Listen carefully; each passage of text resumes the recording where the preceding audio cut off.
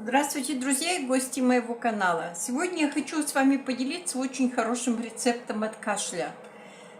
Я очень долго кашляла, только что не помогало и коклюшки от морожки, ничего не помогает. Заразилась вирусом, и кашель долго очень не проходил. И стала искать в интернете. И, конечно, в первую очередь я подняла видео у доктора Евдокименко. Я многие рецепты у него беру, пользуюсь, и мне очень нравится.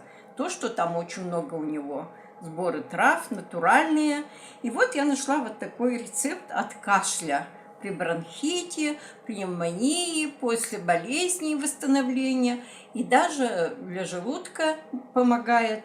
И кишечника. Вот это исландский мох или цитрария. Вот он продается в аптеке у нас. Я его купила. Выглядит он точно так же. Вот смотрите, как выглядит. Вот такой мох, мелкий. И сейчас расскажу, как я его заваривала.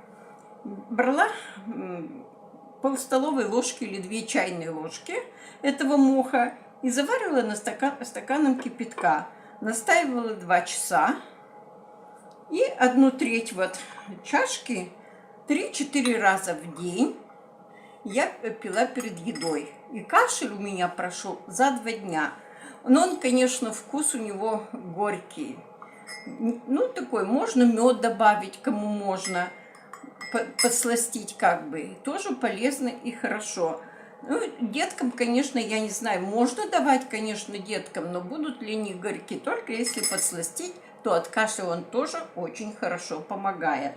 И как написано на упаковке, что он помогает при многих заболеваниях, не только при кашле. Если у вас бронхит, там еще есть горло, кишечные заболевания, желудочные заболевания, это все исландский мох очень хорошо помогает.